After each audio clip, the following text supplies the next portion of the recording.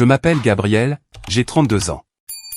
Il y a 6 mois, ma propre chair, mon propre sang, mon frère aîné, a vendu ma maison de plage de 5 millions de dollars dans mon dos pendant que je travaillais sur un projet d'architecture gigantesque à Tokyo. Alors que je me donnais corps et âme dans ma carrière pour payer les factures médicales de plus en plus lourdes de notre père, ma mère m'a regardé droit dans les yeux et m'a dit de simplement laisser l'argent à mon frère parce que la famille est censée tout partager. Elle m'a carrément ri au nez devant tout un cabinet immobilier, me disant que j'étais beaucoup trop avide et égoïste. Mais il y a une chose qu'il ne savait pas. J'avais l'analyse informatique légale de mon côté et un document d'héritage inattaquable en sécurité dans un coffre-fort auquel il ne pourrait jamais accéder. Et maintenant, il me supplie à genoux d'abandonner une poursuite fédérale massive qui menace d'envoyer mon frère derrière les barreaux pour très longtemps. Avant que je vous raconte exactement ce qui s'est passé, appuyez sur le bouton « J'aime » si vous croyez en la vraie justice et n'oubliez pas de me dire depuis quel endroit vous regardez dans la section des commentaires ci-dessous. Retournons maintenant au moment où cet absolu cauchemar a commencé. L'air dans ma chambre d'hôtel à Tokyo était complètement immobile, lourd de ce silence absolu et étouffant qui n'existe qu'à 3 heures du matin dans une ville étrangère dont on ne parle pas la langue. Il était exactement 3h47. La lumière bleue, vive et perçante de l'écran de mon smartphone a traversé l'obscurité de la pièce comme une lame physique, éclairant le plafond. J'étais au Japon depuis 6 mois consécutifs. Je dirigeais un projet majeur de design commercial, une entreprise colossale qui m'obligeait à être sur le terrain, à analyser les plans, à tester la résistance des structures et à négocier avec les entrepreneurs locaux 14 heures par jour, 6 jours par semaine. C'était le genre de promotion à haut risque qui pouvait assurer mon avenir financier à vie. Plus important encore, c'était le genre d'augmentation salariale qui garantissait que le fonds médical de mon père resterait entièrement financé.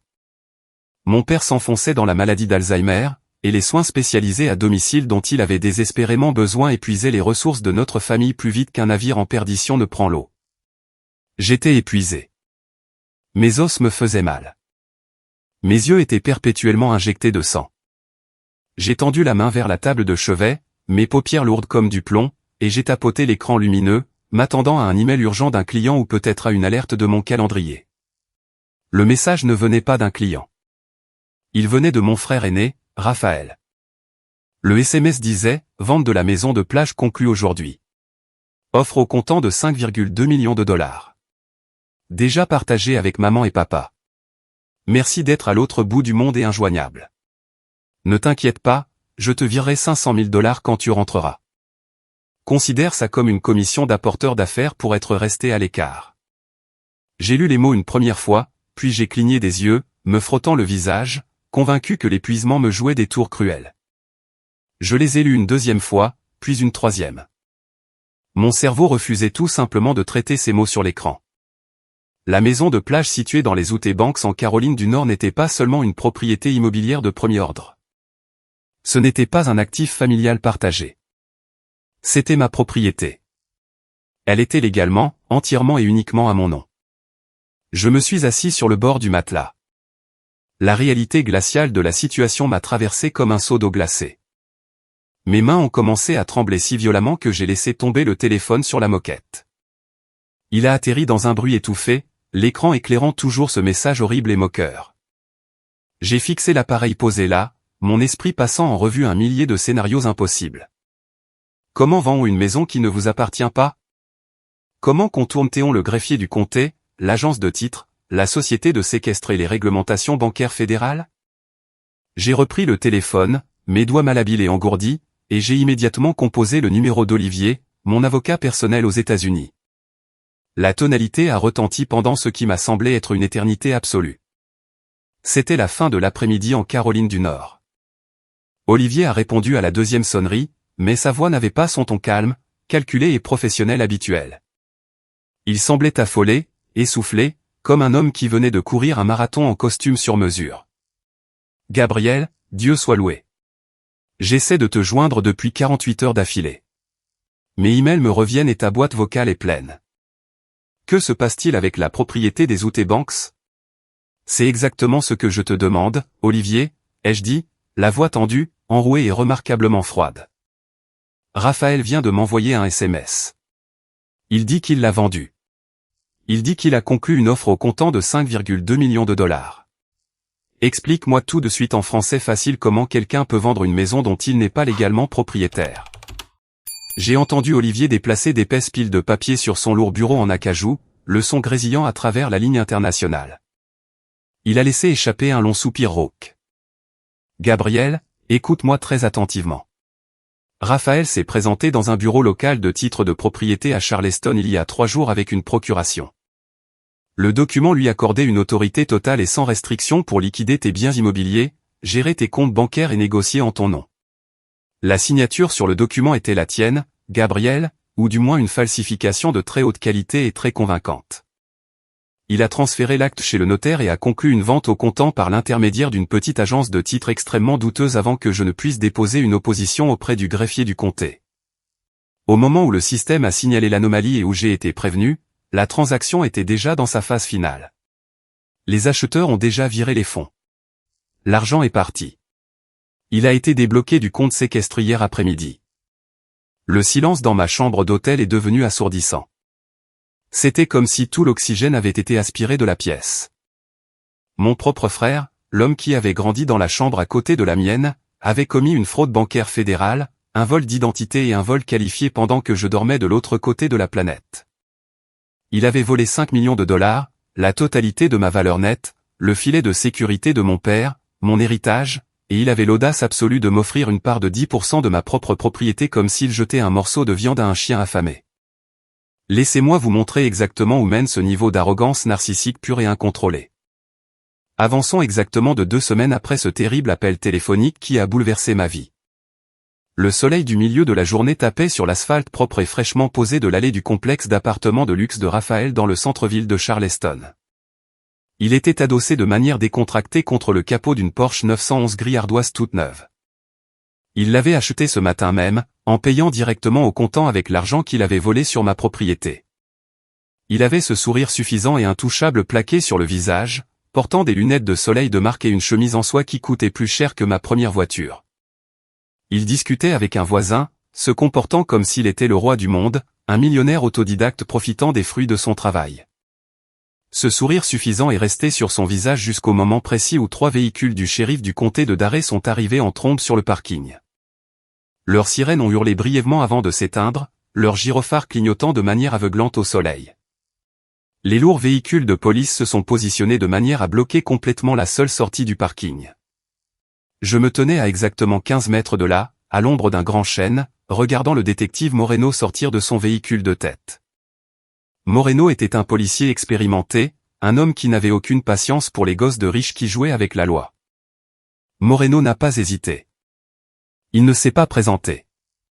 Il s'est avancé droit vers la Porsche étincelante, la main posée naturellement près de son ceinturon, ignorant complètement les demandes affolées et aiguës de Raphaël qui voulait savoir ce qui se passait. Raphaël Brennan, a dit Moreno, sa voix portant par-dessus le bruit des moteurs de police au ralenti, empreinte d'une autorité absolue et indiscutable.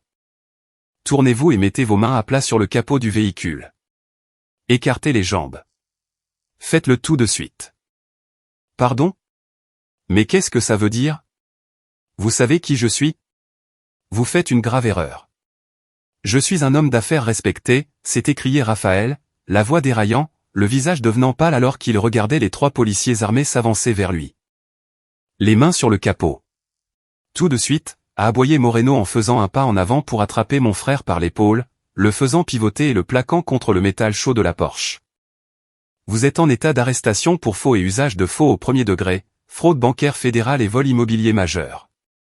Vous avez le droit de garder le silence. Tout ce que vous direz pourra être retenu contre vous devant un tribunal. Le regard de terreur pure sur le visage de mon frère lorsque les lourdes menottes en acier se sont refermées bruyamment et fermement autour de ses poignets est une image gravée dans ma mémoire pour toujours. Ses lunettes de soleil de marque sont tombées sur le béton, les verres volant en éclats. Il a levé les yeux, balayant la zone comme un animal piégé, et a croisé mon regard alors que je me tenais sous l'arbre. Il a commencé à hurler. Il a hurlé que j'étais un monstre, que j'étais en train de détruire notre famille pour un malentendu. Il m'a exigé d'appeler la police pour lever les charges, me suppliant de leur dire que tout cela n'était qu'une grande plaisanterie, une simple erreur. Mais le bruit de ces menottes qui se refermaient n'était pas la fin de l'histoire. ce n'était que la bataille d'ouverture d'une guerre qui allait démolir toute notre structure familiale jusqu'à ses fondations, exposant des décennies de mensonges et de favoritisme. Pour comprendre comment nous nous sommes retrouvés sur ce parking et pour comprendre la profondeur de cette trahison, nous devons remonter 10 ans en arrière. Pendant 10 longues années d'agonie, j'ai été le pilier invisible qui maintenait ma famille debout. Lorsque mon père Henri a été officiellement diagnostiqué avec une forme précoce de la maladie d'Alzheimer, toute la dynamique de notre foyer a changé du jour au lendemain.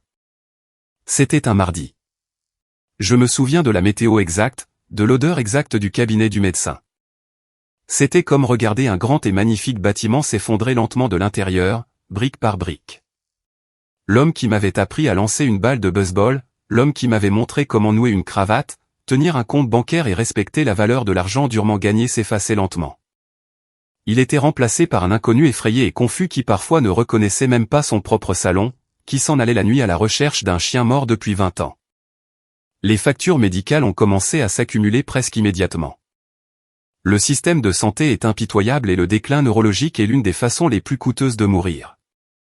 Les frais à notre charge pour les établissements spécialisés, le personnel soignant à domicile nécessaire pour s'assurer qu'ils ne mettent pas accidentellement le feu à la maison, le flux ininterrompu de médicaments sur ordonnance, tout cela était astronomique.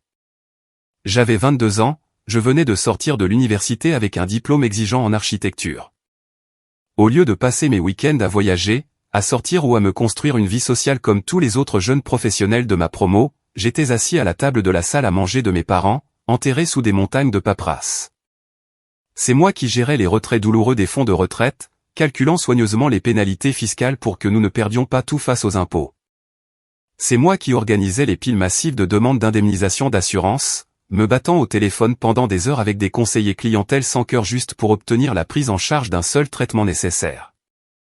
Je m'assurais que le remboursement du prêt immobilier de leur résidence principale soit payé à temps chaque mois, prélevant des sommes sur mon propre salaire de débutant pour combler les manques. J'ai pris des contrats d'architecture en freelance à côté, travaillant tard dans la nuit jusqu'à ce que ma vue se trouble, juste pour garder l'électricité branchée et les infirmières payées. Et où était Raphaël pendant tout ce temps? Raphaël menait sa meilleure vie, absolument pas perturbé par la tragédie qui se déroulait à la maison. Il était l'enfant chéri, le grand frère charismatique et au discours facile qui ne pouvait absolument rien faire de mal aux yeux profondément partials de ma mère, Béatrice. Pendant que j'étais assis dans des salles d'attente d'hôpitaux stériles éclairées au néon, tenant la main tremblante de mon père et lui donnant des glaçons, Raphaël sautait d'un projet de start-up technologique raté à un autre. Il disparaissait pendant des mois, voyageant en Europe ou en Asie du Sud-Est pour de vagues voyages d'affaires qui ne produisaient rien d'autre que des photos sur Instagram.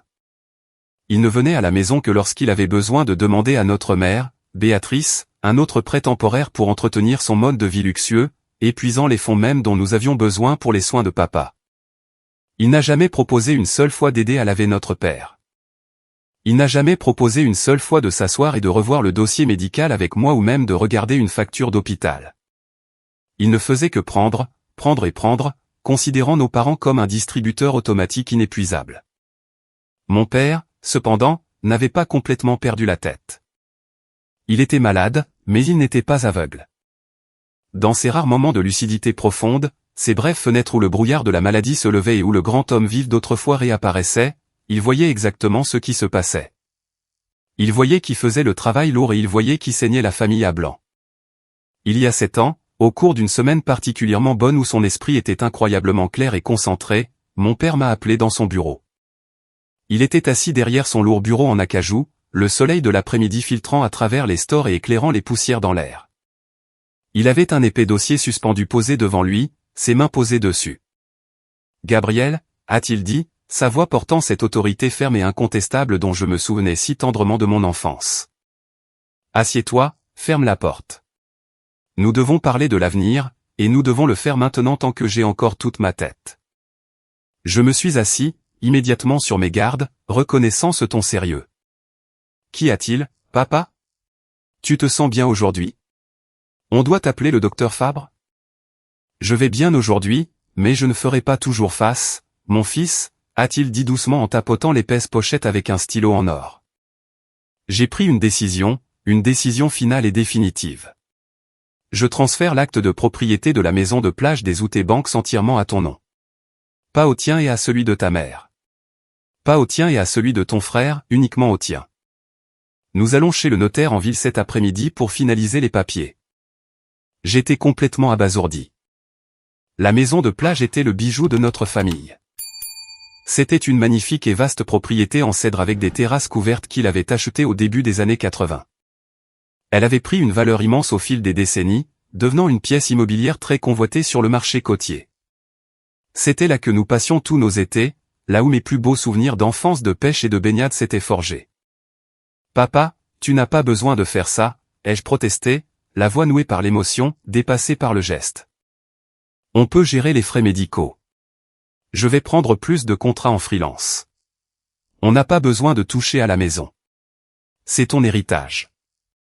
J'ai absolument besoin de le faire et tu dois m'écouter, a-t-il insisté, ses yeux me fixant avec une intensité farouche et désespérée. Nous sommes allés chez le notaire l'après-midi même. C'était un cabinet juridique formel et calme en ville, sentant le vieux papier et les fauteuils en cuir.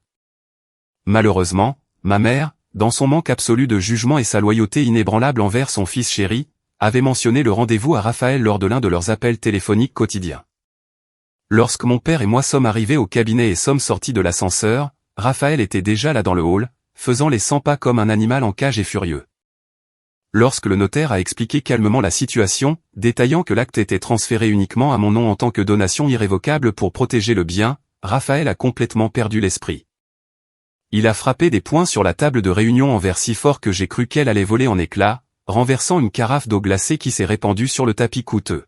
« C'est du grand n'importe quoi », a-t-il hurlé, le visage devenant d'une couleur cramoisie affreuse, les veines de son cou saillant alors qu'il pointait son doigt à 1 centimètre de mon visage. Je suis le fils aîné. La moitié de cet héritage m'appartient de droit. Tu manipules un vieil homme malade et confus dont le cerveau se transforme en bouillie pour me voler mon avenir et mes biens. Tu es un voleur. Ma mère, Béatrice, s'est immédiatement précipitée aux côtés de Raphaël. Elle ne l'a pas réprimandé pour avoir hurlé sur son père souffrant. Elle n'a pas corrigé son comportement odieux et injurieux ni défendu mon honneur. Au lieu de cela, elle m'a regardé avec une expression suppliante et profondément manipulative, des larmes aux yeux. « Gabriel, mon chéri, s'il te plaît, sois le plus raisonnable. Tu le es toujours. Dis simplement au notaire d'ajouter le nom de ton frère sur l'acte. Nous sommes une famille. Nous partageons ce que nous avons. Nous ne nous divisons pas. S'il te plaît, ne crée pas une terrible rupture dans cette famille pour une propriété. Donne-lui sa moitié. C'est ce qu'il faut faire. » J'ai regardé mon père. Ses mains tremblaient visiblement. Le stress intense de cette dispute affectait lourdement son état mental fragile. Il avait l'air terrifié. J'ai refusé de céder. Je ne les laisserai pas le tyranniser.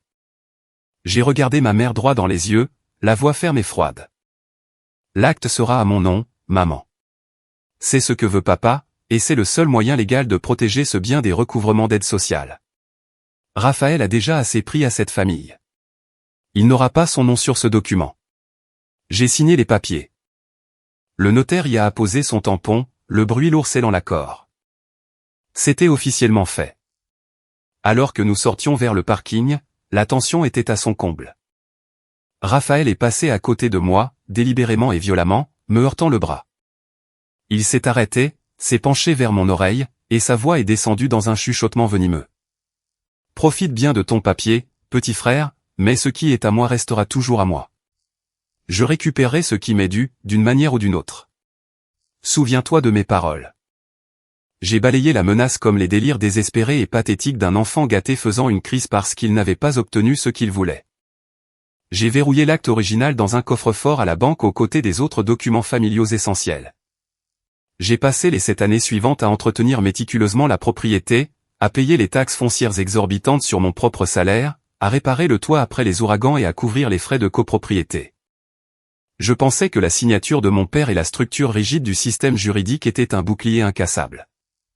Des années plus tard, assis sur le bord de ce lit d'hôtel à Tokyo, fixant le SMS m'annonçant la vente de 5 millions de dollars, j'ai réalisé que la cupidité est une maladie incurable qui peut pourrir complètement l'âme d'une personne. Je n'ai même pas pris la peine de ranger mes vêtements. J'ai jeté mon ordinateur de travail, mes disques durs de sauvegarde contenant des années de dossiers financiers et mon passeport dans un sac cabine en cuir. J'ai réservé le premier billet de première classe disponible au départ de l'aéroport international de Narita, ignorant la dépense massive, et je me suis dirigé directement vers le terminal. Le vol de retour vers les États-Unis a été 16 heures de rage pure et sans mélange. Je n'ai pas dormi une seconde. J'ai passé tout le vol à utiliser le Wi-Fi de l'avion pour calculer chaque manœuvre juridique, me renseigner sur chaque peine fédérale pour fraude et planifier chaque étape nécessaire pour détruire absolument l'homme qui pensait pouvoir me voler mon héritage. J'ai atterri à l'aéroport international de Raleigh-Durham avec une mission précise en tête. J'ai évité mon appartement. Je ne me suis pas douché. Je n'ai pas mangé. Je ne me suis pas reposé. J'ai loué une voiture et j'ai roulé 3 heures d'affilée jusqu'au bureau du shérif du comté de Darré sur la côte. J'ai franchi les lourdes doubles portes en verre en portant un classeur juridique relié que j'avais soigneusement constitué au fil des ans. Il contenait 10 ans de reçus originaux de taxes foncières, l'acte notarié original d'il y a 7 ans, des relevés bancaires prouvant mes paiements pour tout l'entretien, et les documents complets du dossier médical de mon père prouvant ma responsabilité financière exclusive pour le bien.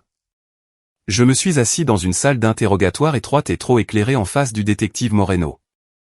Moreno était un enquêteur expérimenté aux yeux perçants et fatigués, aux cheveux grisonnants et au comportement direct qui suggérait qu'il avait vu tous les côtés sombres de la nature humaine.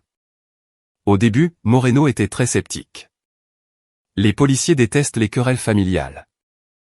Les litiges immobiliers familiaux relèvent généralement du tribunal civil, s'enlisant dans d'infinies médiations et frais d'avocat, et non d'un poste de police. Écoutez-moi, monsieur Brennan, a dit Moreno en se penchant en arrière sur sa chaise grinçante et en croisant les bras sur sa poitrine. Les frères et sœurs se battent pour des héritages et de l'immobilier tous les jours dans ce comté. C'est triste, mais ce n'est pas une affaire policière. À moins que vous ne puissiez prouver de manière définitive qu'un crime a été commis, il s'agit d'un litige civil. Votre frère prétend qu'il avait votre autorisation verbale d'agir en tant que mandataire pendant que vous étiez à l'étranger. Il dit que vous aviez un accord concernant la liquidation des biens familiaux. Je n'ai pas discuté. J'ai simplement ouvert le lourd classeur et fait glisser le faux document de procuration, que mon avocat Olivier avait réussi à retirer des archives numériques du greffier du comté, à travers le bureau en métal rayé. Détective, regardez la signature sur ce document. Regardez-la vraiment, ai-je dit, la voix ferme, analytique et froide. Maintenant, regardez mon permis de conduire. Regardez la signature sur mon passeport. Regardez les relevés bancaires que j'ai fournis. Elles ne correspondent absolument pas. Les boucles du G sont fausses. La pression sur le stylo est totalement incohérente. De plus, regardez le tampon du notaire sur la page 3. Allez-y, ouvrez votre ordinateur et vérifiez ce tampon dans votre base de données d'État. Il indique un comté qui n'existe pas légalement. C'est une juridiction fantôme. Mon frère n'a pas seulement eu un malentendu. Il a fabriqué de faux documents officiels, créé un compte séquestre frauduleux en utilisant des sociétés d'écran et contourné les lois bancaires internationales pour virer 5 millions de dollars d'un État à un autre pendant que j'étais physiquement au Japon. Nous ne parlons pas d'une dispute familiale autour du collier d'une grand-mère. Nous parlons de fraude bancaire fédérale, de faux en écriture au premier degré et de vol immobilier majeur à grande échelle. Moreno a ramassé le document, ses yeux se plissant alors qu'il scannait le faux tampon de notaire. Sa posture a changé instantanément, le scepticisme désinvolte s'est complètement évanoui, remplacé par la concentration aiguisée d'un policier aguerri face à un délit majeur évident. Il a tapoté son stylo sur le bureau. En quittant le commissariat, ma étape suivante a été la maison de plage elle-même. J'avais besoin de voir les dégâts. J'avais besoin de voir ce que mon frère avait fait à l'endroit que j'aimais le plus au monde. Je suis arrivé dans la longue allée de gravier familière. L'odeur nostalgique de l'air marin et du cèdre vieilli m'a frappé les poumons. Mais la sérénité dont je me souvenais était complètement brisée. Il y avait une grande benne à décombres vertes et laides posée en plein sur la pelouse avant, écrasant les anciens rosiers de ma mère, et de lourdes barrières métalliques bloquaient la terrasse couverte. Avant même que je ne puisse descendre de ma voiture de location, un SUV de luxe récent s'est engagé agressivement derrière moi, bloquant délibérément ma sortie dans l'allée. Un couple d'une 60aine d'années en est sorti. Ils avaient l'air épuisés, terrifiés et absolument furieux. C'étaient François et Daniel Duval, les acheteurs innocents qui venaient de verser toutes leurs économies dans le piège élaboré de mon frère. « Êtes-vous Gabriel Brennan ?» a demandé François en marchant vers moi, les poings serrés le long du corps, le visage rouge de colère et de stress. Votre avocat a fait bloquer le transfert de propriété ce matin. Nous avons vendu notre résidence principale, une maison où nous avons vécu pendant 30 ans, pour acheter cette propriété pour notre retraite. Nous avons viré 5 millions de dollars en argent liquide à la société de titres. Et maintenant, on nous dit que la vente est frauduleuse. Où est notre argent? Quel genre d'arnaque tordue vous et votre famille êtes en train de monter? Daniel se tenait derrière lui, pleurant ouvertement, serrant son sac de marque si fort que ses articulations étaient blanches. Nous n'avons nulle part où vivre. Nos meubles sont dans un garde-meubles. Les déménageurs sont prévus pour demain matin. Nous avons fait confiance aux agents immobiliers. Nous avons fait confiance au système juridique. Comment étions-nous censés savoir que nous avions affaire à une famille d'escrocs? En les regardant, les dégâts collatéraux dévastateurs de la cupidité de Raphaël m'ont frappé de plein fouet. Il ne s'agissait plus seulement de mon ego ou de mon compte bancaire. Il avait ruiné la vie de ces personnes innocentes. Je n'ai pas élevé la voix. Je ne me suis pas montré agressif envers eux. J'ai regardé François directement dans les yeux, gardant une posture ouverte et calme. Monsieur Duval, je suis le propriétaire légal de cette maison, et mon frère a falsifié ma signature pour vous voler votre argent pendant que je travaillais en Asie, ai-je dit clairement, en m'assurant qu'il entende chaque mot. Je suis profondément, sincèrement désolé pour ce que vous traversez en ce moment. Je viens tout juste du commissariat où j'ai déposé une plainte pénale fédérale contre lui. Je vous jure sur la vie de mon père que je ferai tout ce qui est en mon pouvoir juridique pour que les enquêteurs fédéraux obligent cette fausse société de séquestre à débloquer vos fonds immédiatement. Vous récupérez jusqu'au dernier centime. Je ne suis pas votre ennemi et je ne fais pas partie de cette arnaque. Les épaules de François se sont affaissées instantanément, l'agressivité s'évaporant à mesure qu'il réalisait que j'étais une victime tout autant qu'eux. Mon Dieu, a-t-il chuchoté en passant une main tremblante sur son visage. Votre propre frère vous a fait ça. Alors qu'il s'éloignait, me laissant seul dans l'allée d'une maison qui semblait souillée par la trahison, mon téléphone a sonné. J'ai regardé le nom de l'appelant. C'était ma mère, Béatrice. J'ai fixé l'écran un long moment avant de répondre, me préparant à la manipulation et aux culpabilisations inévitables. Gabriel, a-t-elle dit, sa voix suintant de ce ton sirupeux, faux et manipulateur qu'elle utilisait toujours lorsqu'elle voulait que je cède et que je me soumette à sa volonté. Raphaël m'a appelé. Il est très perturbé, mon chéri. Il m'a dit que tu étais allé voir la police et que tu essayais de le faire arrêter pour cette histoire de maison. Ce n'est pas une histoire banale, maman, ai-je dit, ma voix dangereusement calme, résonnant dans la cour vide. Il a commis plusieurs crimes fédéraux. Il a falsifié ma signature sur des documents officiels. Il m'a volé 5 millions de dollars, à moi et à un couple âgé innocent. Il essayait juste de gérer la propriété pendant que tu étais occupé au Japon, a-t-elle hurlé, abandonnant la façade mielleuse instantanément, sa voix devenant stridente, haineuse et défensive. Tu as un gros salaire d'architecte. Tu n'as pas besoin de tout cet argent. Il veut lancer une nouvelle entreprise. Il a besoin de capital. C'est toujours ton frère, Gabriel. C'est mon fils. Tu vas gâcher sa vie pour des morceaux de bois et du sable.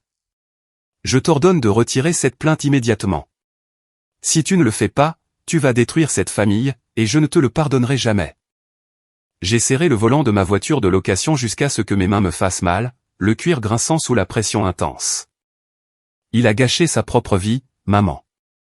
Il a franchi une ligne qui ne peut pas être effacée. Je le verrai devant un tribunal. Et si tu continues à le défendre, je t'y verrai aussi. J'ai raccroché le téléphone et j'ai bloqué son numéro définitivement.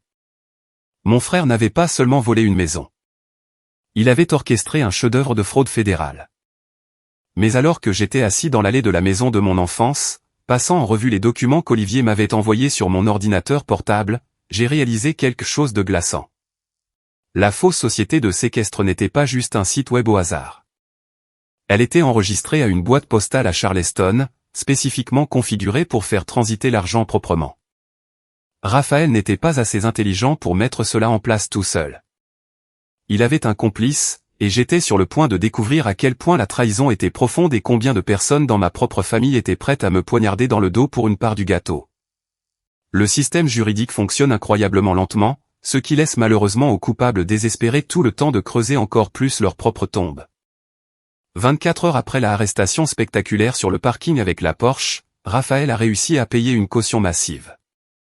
Les principaux comptes séquestrés ont été largement gelés par les enquêteurs fédéraux, mais il avait déjà réussi à détourner une partie importante de l'argent vers des comptes offshore cachés avant que le gel n'intervienne.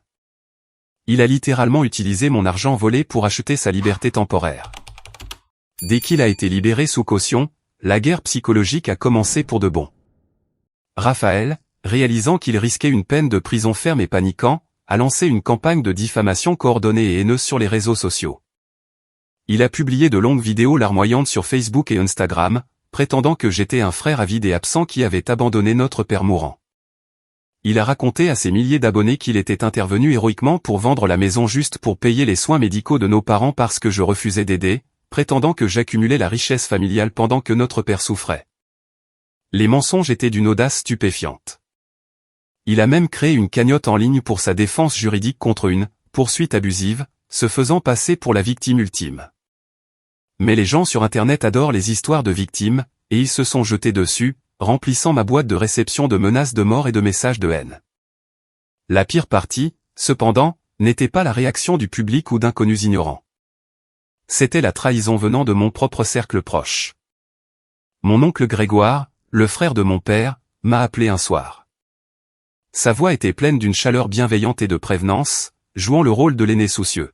« Gabriel, mon garçon, je suis tellement désolé que ce cauchemar t'arrive. Ton frère est complètement hors de contrôle. Dis-moi, que prévoit ton avocat? Comment allez-vous démonter cette accusation de faux? Tu peux me faire confiance, Gabriel. Je suis de ton côté. Nous devons rester unis. » Épuisé, émotionnellement vidé et ayant désespérément besoin d'un allié familial dans cette guerre, j'ai eu la faiblesse de me confier à Grégoire. Je lui ai parlé des analyses informatiques spécifiques que nous effectuions sur les documents falsifiés. Je lui ai parlé de notre stratégie pour l'audience préliminaire à venir, lui détaillant exactement comment nous prévoyions de prouver que le notaire était faux et comment nous tracions les adresses IP des virements bancaires. 2 jours plus tard, mon avocat, Olivier, m'a convoqué dans son bureau en ville. Il avait l'air absolument furieux, faisant les 100 pas derrière son bureau, passant une main dans ses cheveux. Gabriel, l'avocat de Raphaël, un ténor du barreau nommé Maître Laurent, vient de déposer une demande d'annulation de nos preuves numériques. Il a cité des détails techniques que nous n'avions même pas encore déposés au tribunal. Il savait exactement quel était notre angle d'attaque. Tu as une fuite. À qui as-tu parlé? La réalisation m'a frappé comme un coup de poing dans l'estomac. Oncle Grégoire. J'ai immédiatement engagé un détective privé, lui payant le prix fort pour éplucher les dossiers financiers publics et privés de Grégoire. Il n'a fallu que 48 heures au détective pour découvrir un virement bancaire récent de 10 000 $ sur le compte secondaire de Grégoire. L'origine? L'une des sociétés écrans récemment créées par Raphaël. Mon propre oncle, l'homme qui découpait la dinde lors des dîners de famille, avait vendu ma stratégie juridique à mon frère pour une poignée de sous. Le sang ne signifiait absolument rien dans cette famille. C'était une marchandise à acheter et à vendre. Les rumeurs toxiques ont fini par atteindre mon cabinet d'architecture. Le conseil d'administration devenait incroyablement nerveux. J'étais en ligne pour une promotion importante au poste d'associé senior, un poste qui s'accompagnait d'un partage des bénéfices, d'une augmentation de salaire massive et d'un bureau de coin. Mais être impliqué dans une enquête pour fraude fédérale très médiatisée, avec mon visage étalé sur les réseaux sociaux comme celui d'un méchant avide, était une très mauvaise image pour un cabinet qui gérait des comptes immobiliers de plusieurs millions de dollars. J'ai été convoqué à une réunion du conseil d'administration qui ressemblait plus à une exécution d'entreprise. Je me tenais à la tête de la longue table de réunion en acajou, regardant les visages sceptiques et fermés des dirigeants. Toute ma carrière, tout ce que j'avais construit au cours de la dernière décennie, ne tenait plus qu'à un fil. Le silence était étouffant. Puis, Monsieur Delacroix, le PDG, un homme connu pour son intégrité sans faille et son esprit vif, a levé une main pour faire taire les murmures nerveux du conseil. « Messieurs, » a dit Monsieur Delacroix, sa voix résonnant puissamment dans la grande pièce, coupant la tension. J'ai personnellement examiné les rapports de police, les actes de propriété originaux et les fichiers d'expertise numérique que Gabriel a fournis au RH ce matin. Gabriel est la victime d'un crime haineux et très sophistiqué commis par sa propre famille. Il a géré les comptes les plus complexes de notre cabinet avec une éthique absolument irréprochable pendant 5 ans. Nous n'abandonnons pas les nôtres lorsqu'ils sont attaqués par des menteurs et des voleurs. Gabriel conserve son poste et la promotion reste maintenue en attendant le résultat du procès. Est-ce bien clair? Je suis sorti de cette pièce avec un sens renouvelé du devoir et une détermination d'acier. Alors que j'étais assis à mon bureau, j'ai reçu un SMS de Camille, mon ingénieur en chef à Tokyo. Je viens d'apprendre pour la réunion du conseil. Continue de te battre, patron. On est tous derrière toi ici. Pour la première fois depuis des semaines, je ne me sentais plus complètement seul. J'ai réalisé que j'avais trouvé ma vraie famille. Pas les gens qui partageaient mon ADN, mais ceux qui respectaient la vérité et se tenaient à mes côtés quand la tempête frappait. Cet après-midi-là, l'avocat de Raphaël, Maître Laurent, a demandé une réunion de médiation, espérant régler l'affaire à l'amiable avant que le procureur fédéral n'abatte son coup près. Je me suis assis en face de Raphaël et de Maître Laurent dans une salle de réunion vitrée. Raphaël avait l'air épuisé. Le stress de l'inculpation fédérale, les comptes bancaires gelés et la menace de la prison avaient effacé son vernis d'arrogance. Il avait l'air tout petit. Maître Laurent, portant un costume qui coûtait plus cher que ma première voiture, a fait glisser une feuille de papier propre à travers la table. Gabriel, mon client est prêt à proposer un accord généreux. Il restituera 80% des fonds restants immédiatement, et il publiera des excuses publiques officielles innocentant votre nom. En échange, vous demandez officiellement au procureur de réduire les accusations criminelles à un simple litige civil.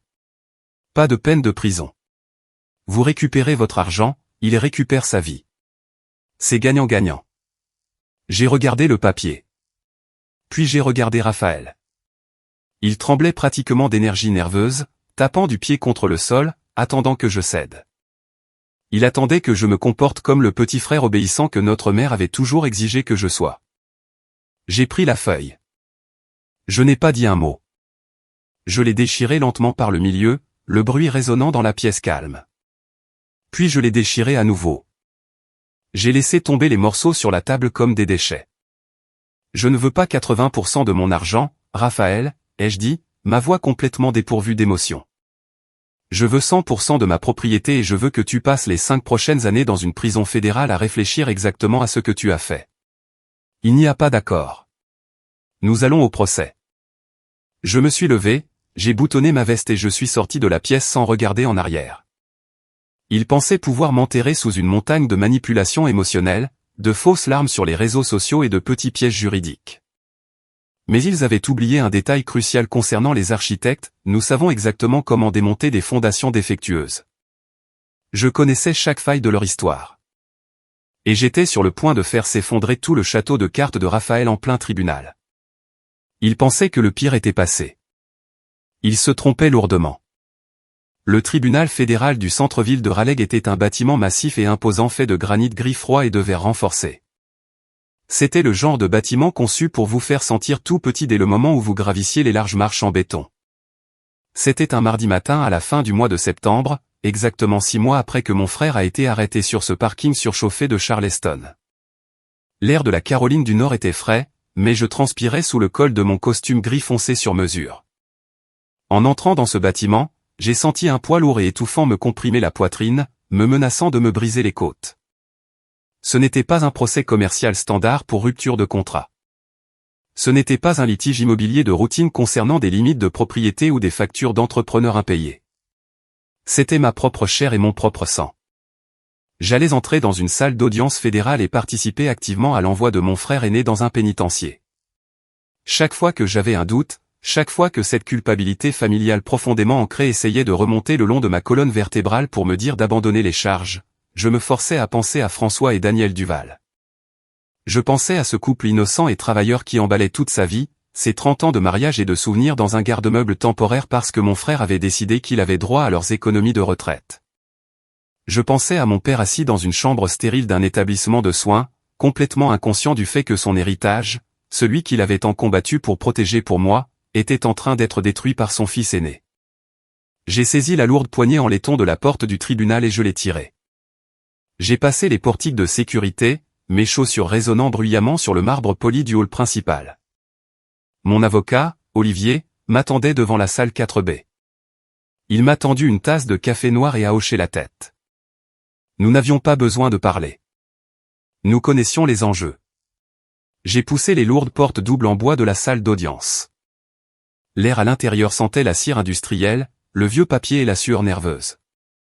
J'ai pris place juste derrière la table du procureur. De l'autre côté de la large allée centrale, assis à la table de la défense, se trouvait Raphaël. Il portait un costume bleu marine sombre, d'une coupe impeccable, qui coûtait probablement plus cher qu'un mois de mon salaire. Ses cheveux étaient parfaitement coiffés, plaqués en arrière sans qu'un seul brin ne dépasse. Il était penché en arrière dans son fauteuil en cuir, chuchotant quelque chose derrière sa main à son avocat hors de prix, Maître Laurent, et il rigolait. Il avait l'air incroyablement détendu. Il ressemblait exactement à un homme qui croyait fermement que les règles de la société ne s'appliquaient simplement pas à lui. Il pensait que son argent, son charme et sa représentation juridique coûteuse le rendaient complètement intouchable. Mais la vision la plus douloureuse dans toute cette pièce n'était pas Raphaël. C'était la femme assise au premier rang du public, directement derrière la table de la défense, ma mère, Béatrice. Elle portait une robe grise conservatrice à col haut. Elle serrait un mouchoir froissé dans ses mains, jouant parfaitement le rôle de la matriarche tragique et brisée dont la famille était déchirée par un monde cruel. Lorsque j'ai remonté l'allée et pris place, elle ne m'a pas offert un petit sourire de réconfort. Elle n'avait pas l'air partagé entre ses deux fils. Elle a tourné la tête et m'a fixé avec un regard de haine pure qui m'a glacé le sang. Dans son esprit profondément tordu, j'étais le grand méchant de cette histoire. J'étais l'architecte ingrat et riche qui utilisait malicieusement le système juridique fédéral pour harceler et détruire son précieux fils chéri pour un simple malentendu. Le procès a officiellement commencé par les plaidoiries d'ouverture. La procureure fédérale, une femme extrêmement précise, concentrée et directe nommée Sabine Moreau, a exposé les faits de manière méthodique devant le jury. Elle n'a pas utilisé d'arguments émotionnels. Elle a utilisé des données brutes. Elle a guidé les 12 jurés à travers la chronologie, expliquant la fausse procuration, le faux tampon de notaire d'un comté inexistant, le réseau complexe de sociétés écrans et les virements frauduleux qui ont déplacé 5 millions de dollars d'un État à un autre. C'était une démonstration magistrale pour établir une chronologie claire de l'intention criminelle. Mais Maître Laurent, l'avocat de Raphaël, n'était pas un ténor du barreau pour rien. Lors de sa plaidoirie, il n'a même pas tenté de nier que Raphaël avait vendu la maison. Il savait que les preuves écrites étaient trop solides. Au lieu de cela, il a peint un tableau vivant et très fabriqué d'une famille désespérée au milieu d'une crise médicale catastrophique. Il a parlé du diagnostic sévère d'Alzheimer de notre père. Il a parlé du poids étouffant des factures médicales. Il a fait les 100 pas devant le box des jurés et a prétendu que j'étais un frère froid et absent, accumulant mon gros salaire à l'étranger et refusant catégoriquement d'aider à payer les soins de notre père. Il a dit au jury que mon prétendu abandon avait forcé Raphaël à prendre des mesures extrêmes, bien que mal avisées, pour liquider un bien familial partagé juste pour garder nos parents âgés à flot et leur éviter un établissement public. C'était un récit dégoûtant, entièrement inventé et soigneusement conçu pour manipuler l'empathie humaine. Et en regardant le box des jurés, je pouvais voir certains d'entre eux se pencher en avant, leurs expressions s'adoucissant d'une sympathie mal placée. Maître Laurent était en train de planter la graine du doute raisonnable. Pendant les 2 premiers jours éprouvants du procès, l'accusation a fait défiler à la barre une longue série d'experts comptables judiciaires et de directeurs de banques fédérales.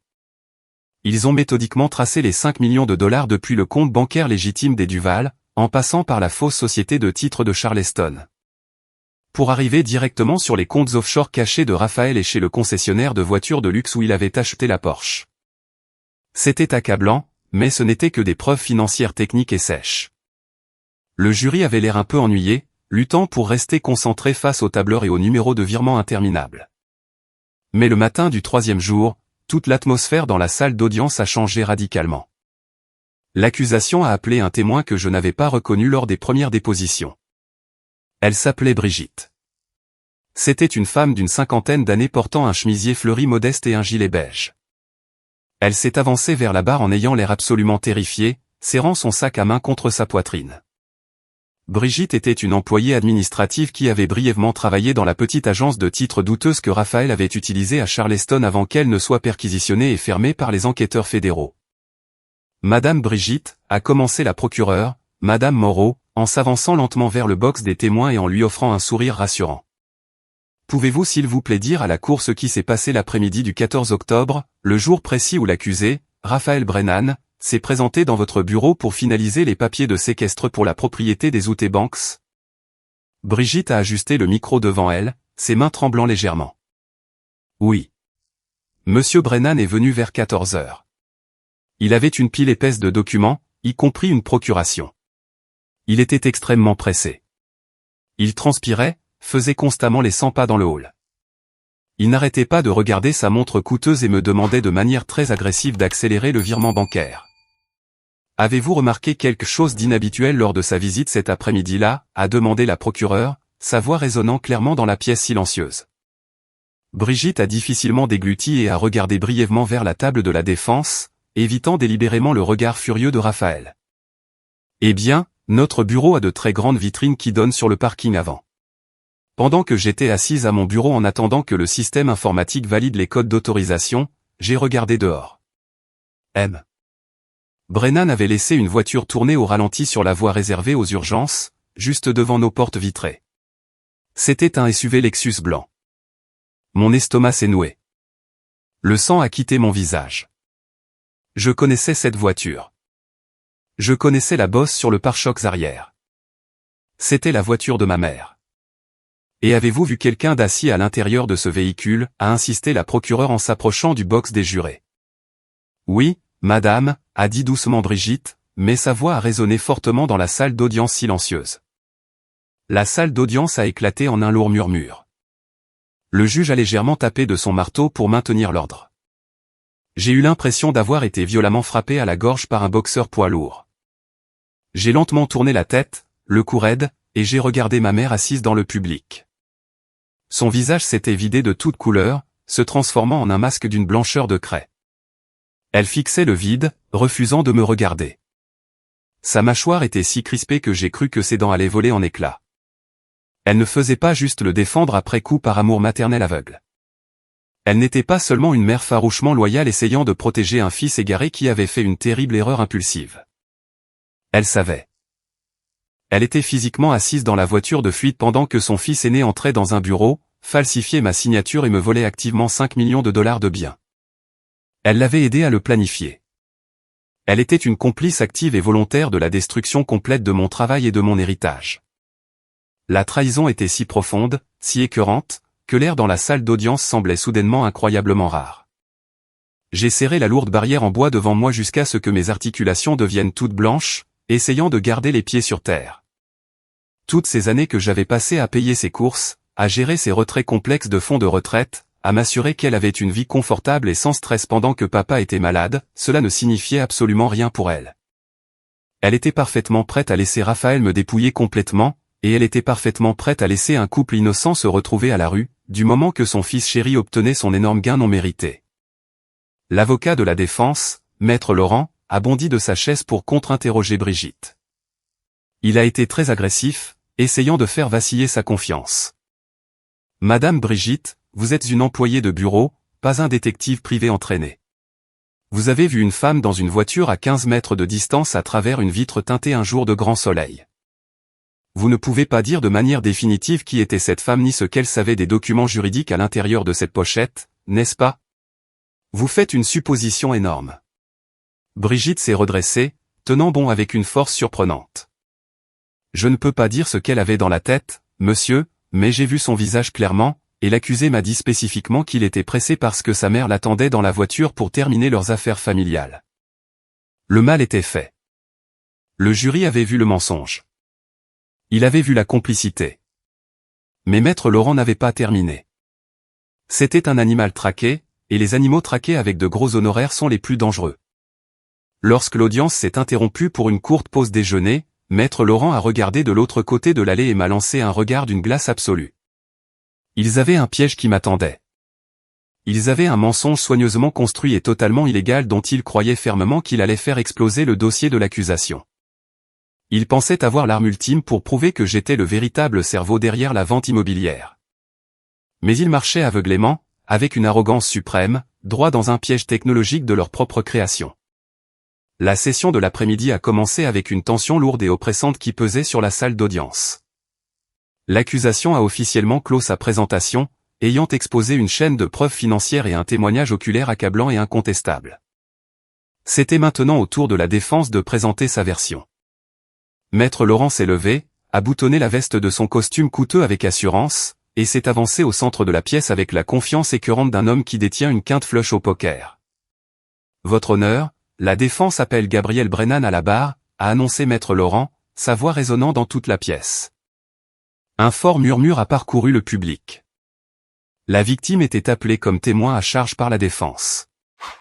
C'était une manœuvre juridique très inhabituelle et agressive. Je me suis levé, sentant les yeux de chaque personne présente dans cette pièce, y compris les jurés, se planter dans mon dos. Je me suis avancé vers le box des témoins en bois, j'ai posé ma main droite sur la Bible, j'ai juré de dire la vérité, toute la vérité et rien que la vérité, et je me suis assis sur le fauteuil en cuir. J'ai regardé le public. Ma mère était penchée en avant sur son siège, un léger sourire cruel et impatient dessinant ses lèvres. Raphaël avait l'air beaucoup trop détendu, presque ennuyé. Maître Laurent s'est approché du pupitre, a posé ses mains sur les bords et m'a fixé. Monsieur Brennan, vous avez peint un tableau très convaincant et très tragique pour ce jury au cours des 3 derniers jours. Un architecte dévoué et travailleur tranchant d'arrache-pied à Tokyo, brutalement trahi par un frère aîné avide et manipulateur. C'est une très belle histoire. Elle aurait vraiment sa place dans un film. Mais ce n'est que ça, n'est-ce pas? Une histoire de fiction. C'est la vérité absolue, maître Laurent, ai-je répondu, ma voix ferme, ne trahissant aucune émotion, ne lui donnant absolument rien à se mettre sous la dent. Maître Laurent a ri de manière condescendante en secouant la tête. Parlons de la vérité, Gabriel. Vous prétendez que vous n'aviez absolument aucune idée que votre frère vendait la propriété des Outé Banks. Vous prétendez que la procuration était une falsification totale et que vous ne l'avez autorisée à aucun moment. Est-ce bien votre témoignage sous serment aujourd'hui, sous peine de parjure? Oui, c'est mon témoignage sous serment, ai-je dit fermement. Maître Laurent s'est retourné vers sa table de défense et a ramassé une pochette transparente de preuves contenant une seule feuille d'imprimé. Votre honneur, je souhaiterais verser la pièce D de la défense au dossier. Des copies ont déjà été fournies à l'accusation et au greffier. La procureure, Madame Moreau, a fortement froncé les sourcils en examinant sa copie du document. Maître Laurent s'est avancé et a tendu la pochette à l'huissier, qui est ensuite venu me la remettre directement dans le box des témoins. Monsieur Brennan, a dit Maître Laurent, sa voix suintant de triomphe théâtral et de condescendance. Pourriez-vous s'il vous plaît lire le contenu de cet email à la cour? Plus précisément, lisez à haute voix et clairement pour le jury l'adresse de l'expéditeur, le destinataire, la date et le corps du message. J'ai regardé la feuille de papier. C'était une impression standard d'une chaîne de mail allant de gabriel.brennan.arch@gmail.com à raphaël.brennan.investments@gmail.com, en date du 2 octobre, exactement 2 semaines avant que la vente immobilière ne soit finalisée. Objet, liquidation maison de plage. J'ai brandi le papier et lu le corps de l'email à haute voix, en gardant un ton parfaitement neutre et analytique. Raphaël, je suis complètement débordé par ce projet à Tokyo et je ne peux pas m'occuper du marché immobilier américain en ce moment. Mon salaire dépend de cette promotion. Les factures médicales de papa deviennent complètement hors de contrôle. Vas-y et rédige une procuration. Fais vendre la maison de plage immédiatement, peu importe ce que ça coûte. Garde l'argent liquide pour ton nouveau projet d'entreprise. Assure-toi juste de gérer les frais de santé immédiats de papa pour que maman arrête de m'embêter avec les factures. Je ne m'intéresse plus à cette propriété. Fais en sorte que ce soit fait. La salle d'audience a littéralement explosé dans un hoquet collectif. Le box des jurés semblait absolument abasourdi. Certains jurés griffonnaient frénétiquement sur leurs bloc-notes jaunes, leurs expressions passant de la sympathie au dégoût. François et Daniel Duval, assis au dernier rang du public, avaient l'air terrifiés, chuchotant frénétiquement entre eux. Ma mère a laissé échapper un grand soupir de soulagement théâtral, posant une main sur son cœur. Raphaël rayonnait pratiquement de victoire, lançant un sourire suffisant directement au jury. Maître Laurent venait de présenter un document qui détruisait complètement et totalement tout le récit de l'accusation. Cela me faisait passer pour un élitiste riche, froid et calculateur qui avait ordonné la vente illégale pour protéger sa propre tranquillité, puis qui avait changé d'avis, jetant son propre frère sous un train fédéral lorsque les choses se sont compliquées. Eh bien, monsieur Brennan, a persiflé Maître Laurent en se penchant lourdement sur le pupitre en bois. Il semble que vous ayez en fait autorisé la vente.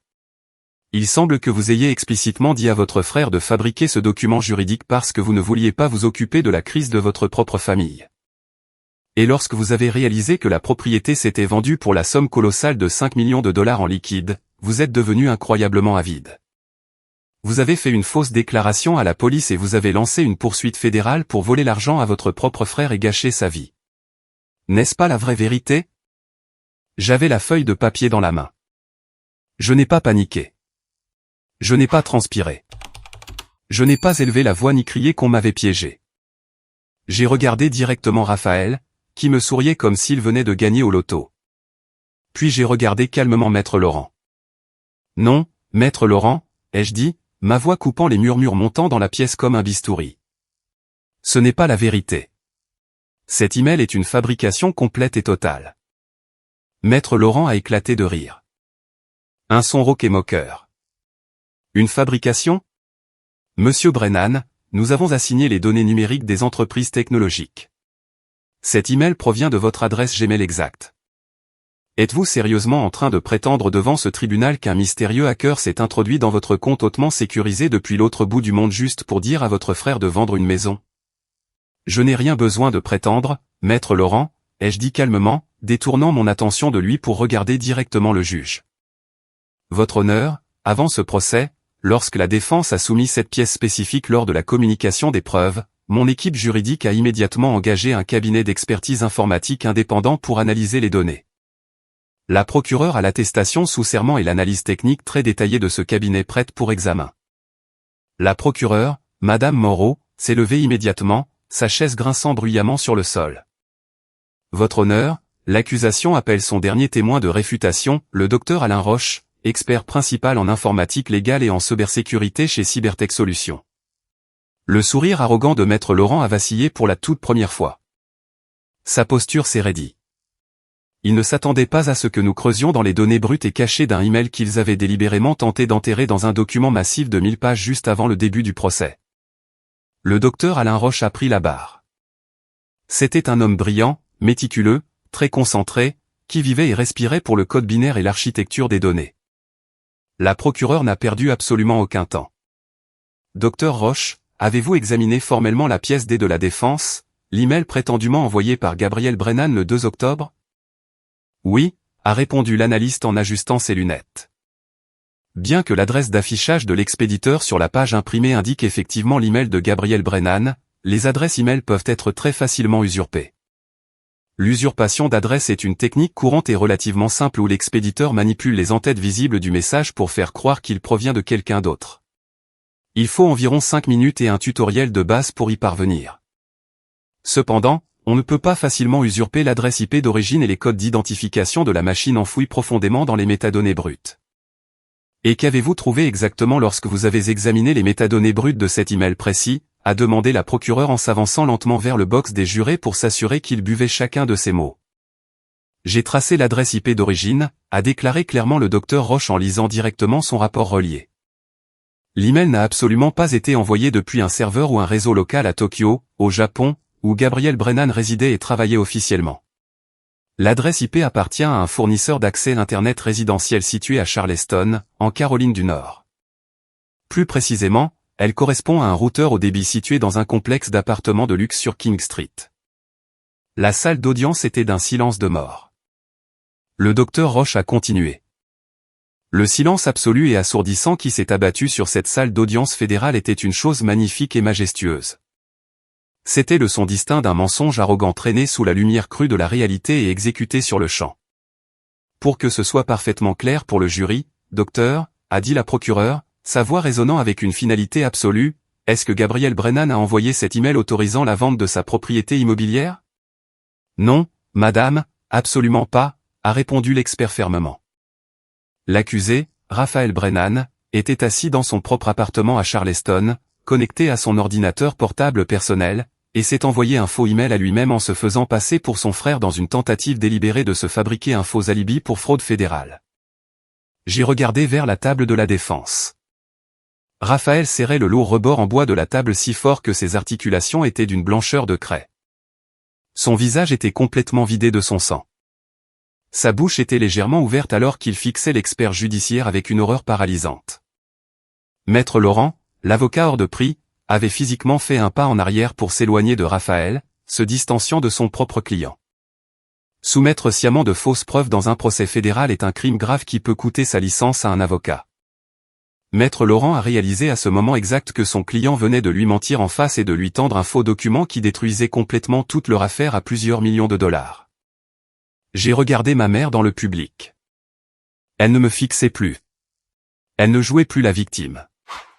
Elle fixait Raphaël avec des yeux grands ouverts et terrifiés, réalisant que son fils chéri n'avait pas seulement fait une erreur financière, c'était un sociopathe calculateur et malveillant qui avait activement tenté d'accuser son propre frère d'un crime fédéral pour sauver sa propre peau. L'élément déclencheur n'était pas seulement le fait que Raphaël ait menti, les menteurs mentent tout le temps. La magnifique ironie était qu'il était suffisamment arrogant pour croire qu'il était nettement plus intelligent que les empreintes numériques qu'il laissait derrière lui, et il est allé droit dans sa propre exécution juridique. Mettons une pause un instant. Merci d'être resté avec moi jusqu'ici, vous êtes vraiment formidable. N'hésitez pas à m'aider en aimant la vidéo et en commentant le chiffre ci-dessous pour que je sache que vous avez été là avec moi jusqu'à ce stade. Cela aide non seulement plus de personnes à découvrir cette histoire, mais cela me fait aussi savoir que mon expérience compte pour quelqu'un. Votre soutien est la plus grande motivation pour moi de continuer à partager la suite de ce parcours. Le reste du procès a été une simple formalité très rapide. Une fois que l'expert informatique a prouvé de manière définitive que Raphaël avait fabriqué cet email pour me piéger, toute la version de la défense s'est effondrée comme un château de cartes dans un ouragan. Maître Laurent, terrifié pour sa propre carrière juridique, n'a même pas tenté de contre-interroger le témoin à nouveau. Il s'est simplement assis, le visage rouge de colère, refusant même de regarder son propre client. Les délibérations du jury ont été d'une rapidité choquante, presque comique. Ils sont restés hors de la pièce à peine 3 heures avant d'envoyer un mot officiel au juge disant qu'ils étaient parvenus à un verdict unanime. Je me tenais debout dans la salle d'audience silencieuse, mon avocat Olivier se tenant fermement à mes côtés alors que le président du jury, un homme d'âge mûr à l'expression sévère, se levait pour lire la décision. Le silence dans la pièce était absolu, seulement troublé par le bruit de la respiration lourde de Raphaël, sa poitrine se soulevant sous l'effet d'une panique pure et sans mélange. Il transpirait à travers son costume coûteux. Sur le chef d'accusation de faux en écriture au premier degré, nous déclarons l'accusé coupable. Sur le chef d'accusation de fraude bancaire fédérale, nous déclarons l'accusé coupable. Sur le chef d'accusation de vol immobilier majeur, nous déclarons l'accusé coupable. Sur le chef d'accusation de fabrication de fausses preuves dans une procédure fédérale, nous déclarons l'accusé coupable. À chaque mot, Raphaël semblait rétrécir physiquement, comme si on le vidait de son air. Lorsque le juge fédéral a abattu son lourd marteau en bois, condamnant Raphaël à une peine obligatoire de 5 ans dans un pénitencier fédéral sans aucune possibilité de libération conditionnelle anticipée, plus la restitution immédiate et intégrale de tous les fonds volés et des frais de justice. Raphaël n'a pas crié. Il ne s'est pas battu. Ses genoux ont simplement cédé et il s'est effondré lourdement dans son fauteuil en cuir, un homme brisé, totalement vaincu, qui avait enfin heurté un mur de briques que sa mère ne pouvait pas lui éviter en payant. Les suites immédiates ont été rapides, efficaces et brutales. Les marshals fédéraux ont immédiatement saisi tous les biens de Raphaël pour commencer à couvrir la restitution. Cette magnifique Porsche 911 grise ardoise qu'il avait achetée avec mon argent volé a été saisie par le FBI sur le champ, destinée à être vendue aux enchères aux plus offrants pour aider à couvrir les frais de justice massifs. Ses comptes bancaires offshore ont été officiellement vidés sur ordonnance du tribunal. Son bail pour l'appartement de luxe a été résilié. Il a quitté la salle d'audience avec de lourdes menottes en acier au poignet, destinées à échanger ses chemises en soie et ses lunettes de soleil de marque contre une combinaison orange vif et une cellule en béton. Alors que je franchissais les lourdes portes de la salle d'audience pour me retrouver dans le grand hall en marbre, sentant l'adrénaline commencer enfin à quitter mon corps, j'ai senti une main m'attraper agressivement le bras. Je me suis retourné. C'était ma mère, Béatrice. Son visage était un désastre absolu, maculé de mascara noir, ses yeux rouges, gonflés et affolés. Le regard haineux et accusateur qu'elle m'avait lancé pendant des mois avait complètement disparu, remplacé par une panique désespérée, pathétique et agrippante. Gabrielle, a-t-elle sangloté en enfonçant ses ongles dans le tissu de ma veste de costume. Gabrielle, s'il te plaît, tu dois retourner là-bas. Tu dois parler au juge.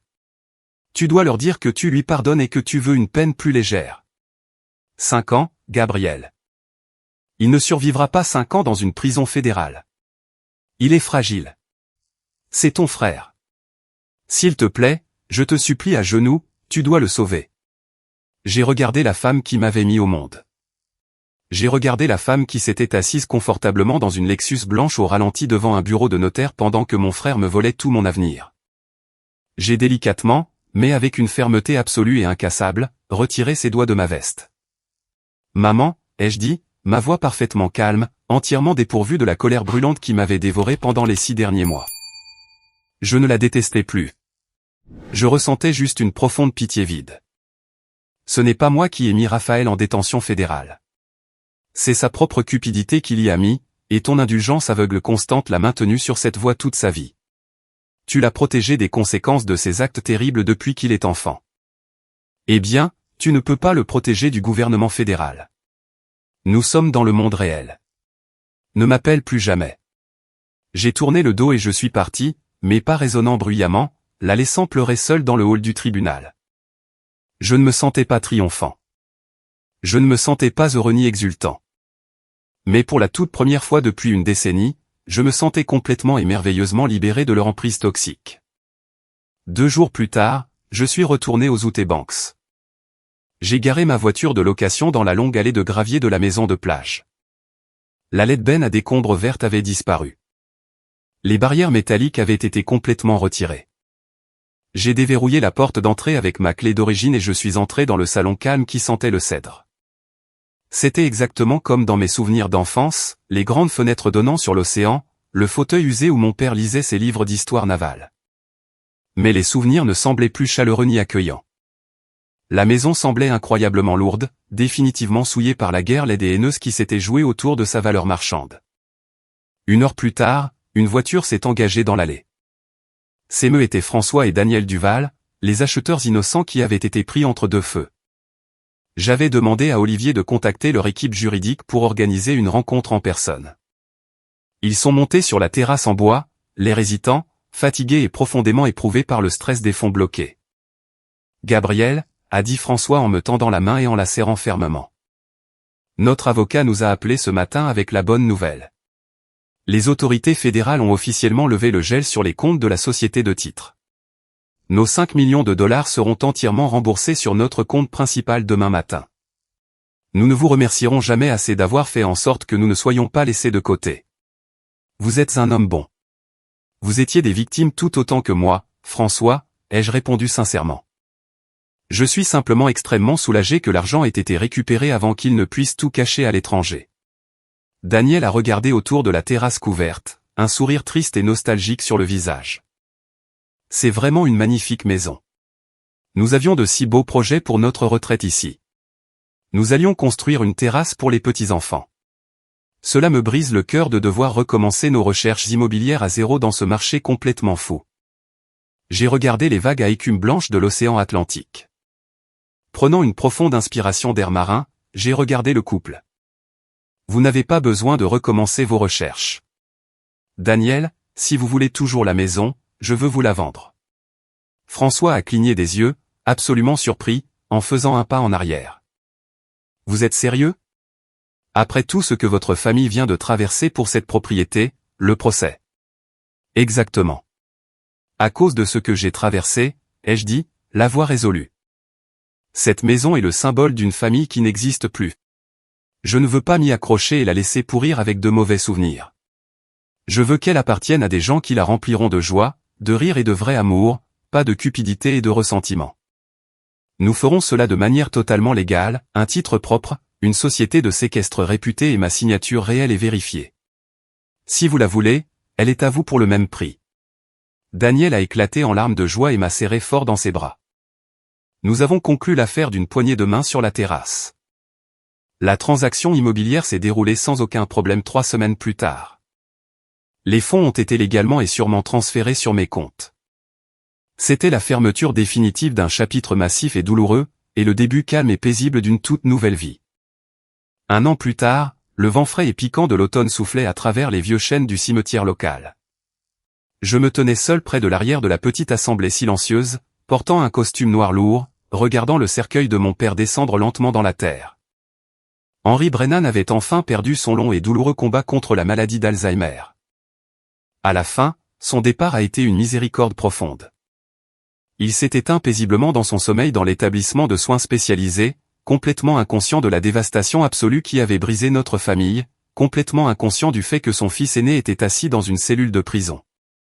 J'avais utilisé une partie importante de l'héritage légitime provenant de la vente de la maison de plage pour m'assurer qu'il bénéficie des soins palliatifs les meilleurs et les plus humainement possibles lors de ces derniers mois. Je voulais qu'il parte dans la dignité. J'ai également pris les fonds restants et créé une réserve d'études importante pour certains de mes jeunes cousins travailleurs, et j'ai fait un don anonyme important à la recherche neurologique au nom de mon père. J'ai pris le contrôle absolu de ma propre vie, refusant de laisser la cupidité toxique de Raphaël dicter mon avenir financier ou émotionnel.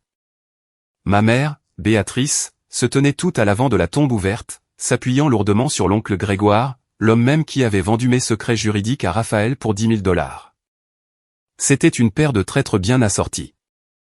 Elle avait l'air incroyablement fragile, les cheveux entièrement blancs, très vieillis par le stress d'avoir perdu son mari et son fils préféré.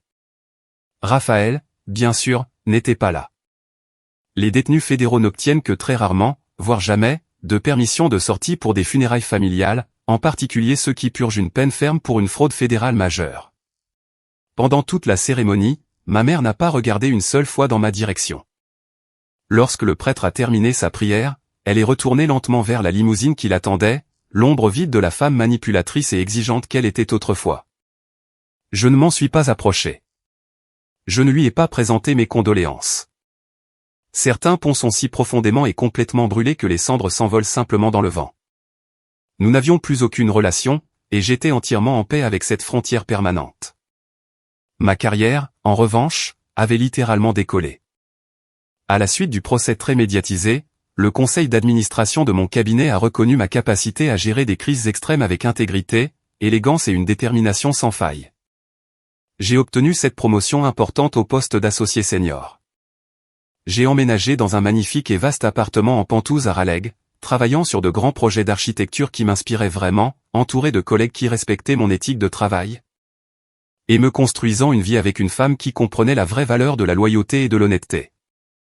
3 ans après le début de la peine de 5 ans de Raphaël, je suis allé à ma boîte aux lettres et j'y ai trouvé une enveloppe blanche simple et bon marché. L'adresse de retour portait le tampon d'un établissement pénitentiaire fédéral de Pennsylvanie. Je suis entré dans ma cuisine, je me suis versé une tasse de café noir, je me suis assis à mon îlot et j'ai fixé l'enveloppe pendant un long moment avant de l'ouvrir enfin avec un couteau. L'écriture sur la seule feuille de papier de cahier de prison à ligne était remarquablement soignée, n'ayant plus rien de l'écriture frénétique, arrogante et précipitée que Raphaël avait autrefois. Gabriel, commençait la lettre. Je ne m'attends pas à ce que tu me répondes et je ne m'attends pas à ce que tu me pardonnes un jour. J'ai juste beaucoup de temps dans cette cellule pour réfléchir. J'ai passé toute ma vie à penser que le monde me devait quelque chose d'énorme juste parce que j'existais. Maman m'a toujours dit que j'étais spécial et j'ai utilisé ça comme une arme contre toi. La vérité est que je n'essayais pas de voler la maison juste pour l'argent. J'étais follement, aveuglément jaloux de toi. Tu étais celui en qui papa avait confiance pour sa vie et son héritage. Tu étais celui qui maintenait tout debout quand il est tombé malade. Je me sentais incroyablement petit, alors j'ai essayé de prendre la seule chose qui prouvait que tu étais un meilleur homme que moi. La prison est un miroir brutal et impitoyable, petit frère. Je vois exactement qui je suis maintenant, et je le déteste. Tu as fait la bonne chose en me poursuivant. Si tu ne m'avais pas arrêté, si tu ne t'étais pas battu, j'aurais gâché ma propre vie encore plus gravement. Je suis désolé pour tout cela. Raphaël. J'ai lu la lettre 3 fois. J'ai analysé chaque mot, cherchant la manipulation, mais il n'y avait aucune exigence. Il n'y avait aucune supplique manipulatrice pour de l'argent de cantine, aucune demande de lettre de recommandation pour une libération anticipée, aucune aide juridique. C'était juste un aveu brut et brisé d'une culpabilité absolue de la part d'un homme qui avait enfin été forcé de s'asseoir dans une boîte en béton et de faire face à ses propres démons affreux. J'ai soigneusement plié la lettre et je l'ai placée au fond du tiroir de mon bureau. Je n'ai pas répondu. Je n'ai pas pris le téléphone pour organiser une visite. Le pardon est un concept magnifique. Et peut-être que sur un plan spirituel, je lui ai pardonné la douleur immense qu'il a causée. Mais le pardon ne signifie pas la réconciliation. Le pardon ne signifie pas laisser aveuglément une personne toxique revenir dans votre vie pour potentiellement empoisonner le puits à nouveau. J'avais établi une limite incassable et j'allais protéger la paix que j'avais tant combattue pour construire. La famille est un mot extrêmement compliqué. Nous sommes conditionnés par la société à croire que le sang est plus fort que tout, que nous devons subir des maltraitances émotionnelles infinies, des vols financiers et des manipulations simplement parce que nous partageons un nom de famille et une enfance. Mais c'est un mensonge. La vraie famille se construit sur des fondations de respect mutuel, d'honnêteté brute et de soutien inébranlable. Le véritable héritage n'est pas une propriété immobilière de premier ordre, un compte bancaire bien rempli ou une maison de plage en cèdre dans les Outer Banks.